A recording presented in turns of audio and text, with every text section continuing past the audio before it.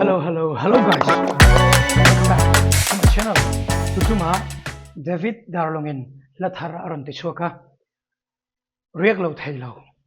Okay, Iliam Tamo Tila. Kan Riakang. Let's go.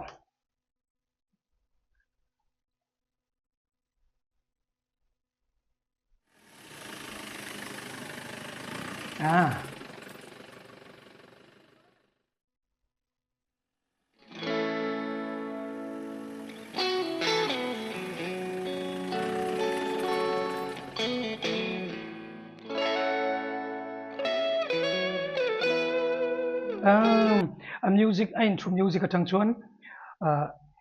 alak hausen iliam tamo tinen ain me don lutukin ka sia ate kwel la ani karinga feel vong tura ngayang okay ita kanin tlalela kamang lama nang chauka tunga avamoy leem ahmat sajok hemil la ma chia achwa la kha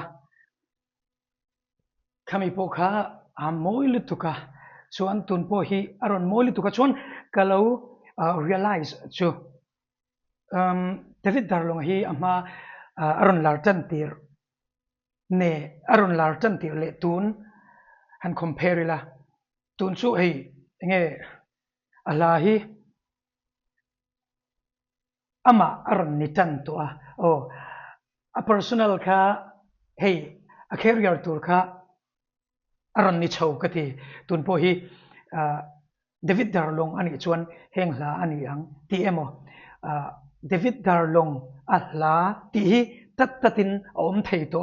yes chu aron maron son lutukan chu chuan tun la po kha a o kha ma se o mang cho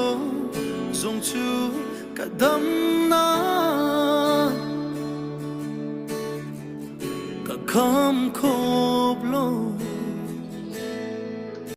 lokin ka kham khop lo ti kha chu anda vedu te ponianga hey engtinge kalau ti dewa maro chu yes hi David Darlong hi adama mi atilung leng lutuka yeah hey alamut heng hlani phei hi chuan hi feel vong pui thei lutuk hi anaya chuan ti hi hriat ngal pop athei yes tun ama nichina ka soyangin ama personality lutuk le David Darlonga lutuk kha aron chuak to yes ai ngai kha khi anuam bi ka aron zai thutaka aron zai nunga yes ai love song apo hian zai nung le nung lo hi om thei thowa pathian la chau ani lova amaro chu love song hi chuan zai nung ti hi kan manglem lova hey amuta cheng tha yes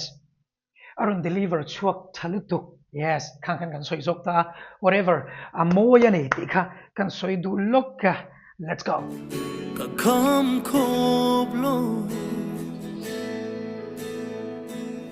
iliam tamo iliam aron ti kha hey aril ruan nalituka ron pok chuak iliam tamo ron ti chuak hi anga thi mi lutuk ani chu okay liam tamo khata le maron no le dai no ti le maron dam le dai boxi ril runal lutukin chorus kharon se choka iliam tamo ron ti amaro chu engkim kha pomzam dan thiam okay relax ainti ni in kasia swing no na kanin tong silo itel velo na vel chu em tak ni ang mo ang môi lu tuk ilia ma chin kwa vel a thinge oh kha chu em via môi lu tuk ilia machin khovel thime ti kha em via hian an ron ti fia lu tuk ta mo na pa ngai renga nga tangin ron thima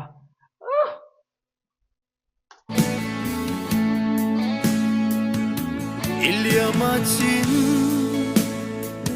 kwa vel a thinge hun le ni hian liam pui thoi se mang chia angai cham reng hi pop sai re se min dem long se iliam ta mo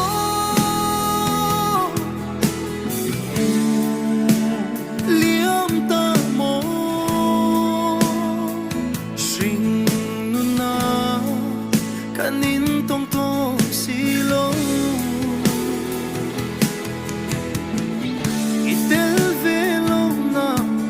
kovel chu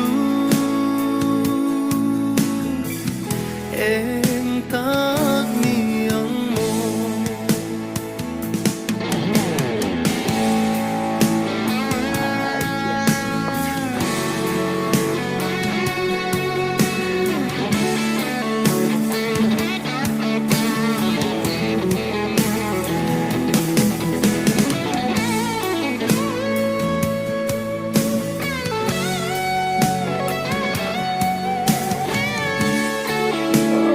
look a music a môi lu tuk ti kha ron soi tel du look correction video reng hi zai tuber and singer vocal hi correction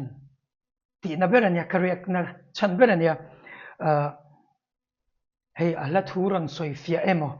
thil dang music emo kha kati lutuk ngai lova amaro chu moi kati voi ni khati chu ron soi chua kanaya tun kha moi kati lutuk ti kha ron soi lang du lokane a music kha a moi lutuk iliam ta mo come on liam ta mo sing nu na kanin tong tong silo ni china azodon ta kan in tong to silo ti kha khata kan ron lam chua kha a moi lutuka kan lo sha manem no lo liam ta mo vi ke moi luta vi kha liam ta mo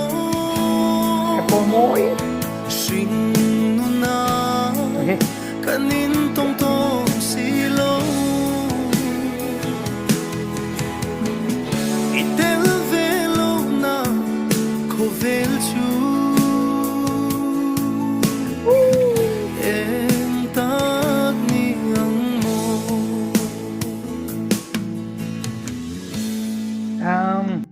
David darlong hi ahla aron uluk tela chuan soinu amani na diktak David darlonga ti hriat thiam thei turin ai akherar kha akalpuya ai akal chhozel poka amoi lutuk amasa a video aya amasa ahla aya amoi lo nai chu ka hre em lawa chuan David darlonga pakhat ka du deuh na chu tun amasa la ka kai chuan moi ka ti jok tlem chuan amaro chu hei aron larang kan lar pui hu thu tange ti emo khamiril ru kha pulo hian ka ria hei ala ka lo ngai thak dana hian hei anu phinya sit hi a phan tia yes apui thing lutuk ka ti du ani chu hemi anu phinya a career